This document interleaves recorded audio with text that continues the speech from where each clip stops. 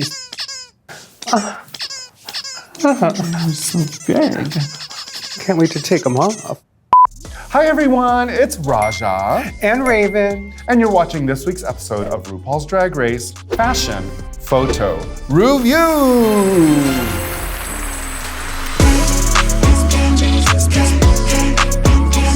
We're going to be tooting and booting the look from the main stage, season 16 of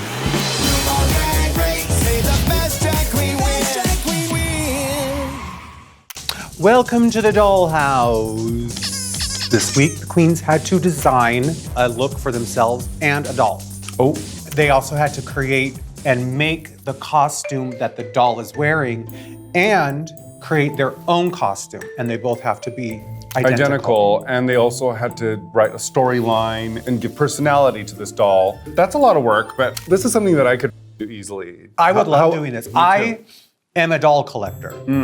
I have quite a few. I played with dolls as a kid, and most of my imagination and my drag personality came from the ideas because I played with a bunch of dolls. And of course, growing up in the 80s, there was still that stigma of boys playing with boys things, girls playing with girls things. Now, I don't have to sneak it, so I buy them when I want.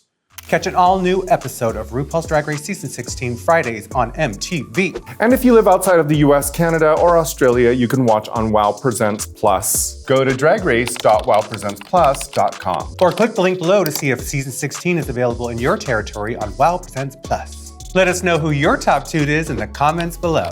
Like and subscribe. I am hoping that these girls really excel at this because this actually sounds like a lot of fun. My doll would be one of those very, very pasty and pale, and you put her under warm water and she gets a tan. And of course, she would have 10 different bobbed wigs. Mine would be like a Victorian porcelain doll, like a kind of scary one that's in an antique shop, like a couple cracks and like just really weird, sad painted eyes and like a little haunted doll. It's actually in a case. It says, do not open. Yeah, this doll is cursed. Very, very. See? You read my mind. Category is Welcome to the Dollhouse. First, let's bring to the stage Tsunami Muse.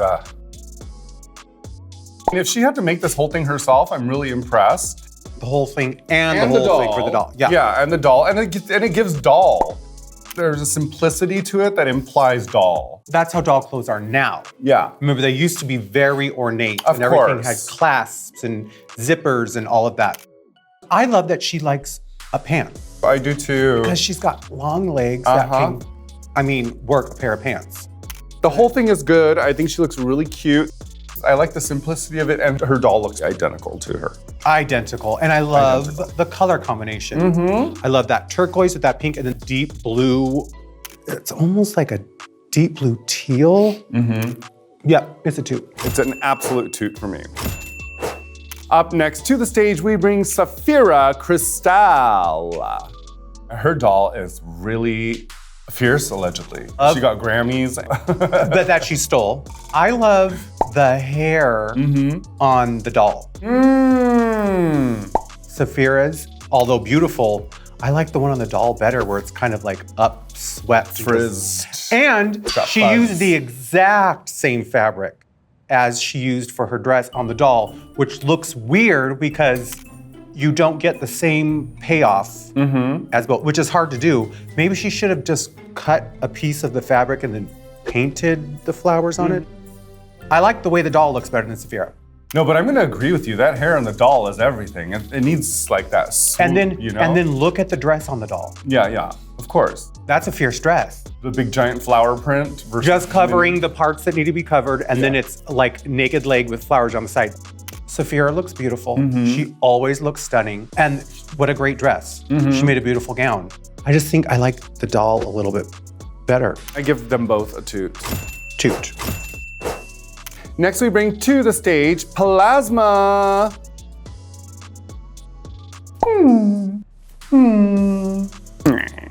Yeah, it's nice. It's clean, but it's kind of like, oh, okay. Another situation where the doll looks better than the actual like human doll. I was excited when I first saw the doll, and then when I saw her, I was like, oh. Yeah. Oh.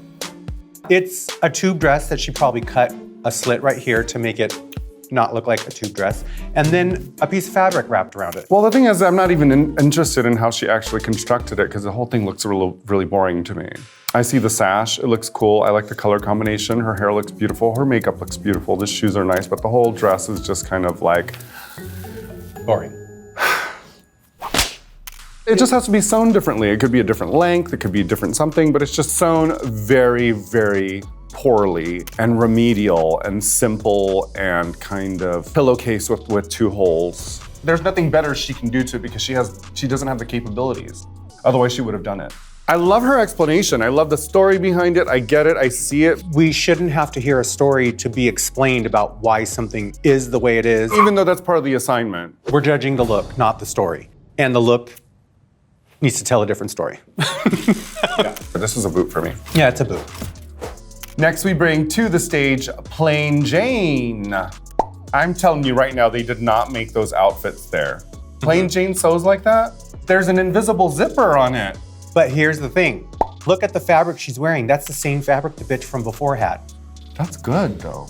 And I know the doll doesn't look exactly like her, but I am kind of okay with that because she paid a lot of attention to the construction of this. I'm shocked, I'm baffled that she made this on set. She either brought a pattern with her or she knew the pattern in her mind. How did she construct something so beautifully made? And the shoulder pads. So whatever. All of it. The doll as a slight afterthought, and I'm fine with it. I really don't give a fuck about the doll. I'm looking at that outfit that she's wearing and it's really beautifully made. All of the work that she did on the doll, pretty good damn job. But here, the queen looks better than the doll. I don't know if I'd want to play with that doll though. I might. She's aquatic. I always just like take dolls in the water and make them swim. Or I would just like dunk them in water upside down and like pretend that I was torturing them. And it's a toot for me. Toot. Next we bring to the stage Nympia Wind. I love it. It's very you. It's so cool, the way it's constructed, the giant bow, the use of fabric, the mixing of fabric of both yellow and pink. I know the doll doesn't have any pink, but it doesn't matter because she's got the whole silhouette down on the doll for me. And I love exaggerated things. The fashion itself to me is really, really damn good. It gives me Moschino. It reminds me of Barbie, Peaches and Cream, that silhouette where it was like that fluffy neckline gown, and then you could take a piece off, turn it, and it turned into something else. I mean, it's a little bothersome that the doll doesn't have the pink because they're supposed to be identical. And I don't see a feather in Nymphia's hair. Nymphia also has yellow hair. The doll has red hair. But I do like what Nymphia is wearing. As a viewer, I'm not even caring what the dolls actually look like anymore. I just want to see what the girls are wearing. Because when that girl came out in the pillowcase, I was like, no, I want to see how they're actually constructing all of this. That's where my eye immediately goes, and this is beautiful. And when you look at something like the one in the pillowcase was wearing, that's proof right there they made that in the workroom. Yeah, it's a toot for me. Toot. Next, we bring to the stage Morphine. This is adorable. The doll looks chueca. The doll looks like she had a long weekend. The doll looks like she flew from Miami to LA, but like on the wing. It looks like Morphine went into her wig and cut a weft of hair out and just said, here. It matches. I always like this type of a silhouette where it's like bathing suit, halter, wrap, sarong combo. Yes. And I love the colors. This is a beautiful look. I think it looks really nice on her. Now, do I think is it really special or is it like really like particular and makes you want to like buy the doll? No, I might pay the doll, but I might not buy the doll. You know, I give her a toot. Toot. Next, we bring to the stage Maya, Iman, LaPage. You better work, Aretha Stanklin. Aretha Stanklin, they said? Oh my God. Urethra Stankin. That's my new drag name. She could have spent more time on the doll. I know that she could have done better on it because I see how she has dressed herself, meaning that she knows how to sew and create things. I love her shoe. Yeah, I know you like that. You've had shoes like that over the years. It's that turquoise good pump. Frederick's a Hollywood Hanny. It's not an exciting costume. You don't look at it and go, oh, you telling me this is the backflip edition of a doll? This is what I'd want to see a doll doing backflips wearing. Something like this, where it has fabric that flows, fabric that moves. The more I look at this and the more I see her move in it, the more excited I am about it. It isn't necessarily my personal taste, but I would try it. And you know what? There's girls who came out in simpler things than that. It looks like she did just enough to say, I'm wearing something. I could not imagine creating a catsuit that fits. It's really not that easy. No, it's not. No, and she knows what she's doing. She knows her way around fabric, and this is the doll. It's a two. It's a two. Next, we bring to the stage Megami. It's a catsuit and a cape. Which we just saw.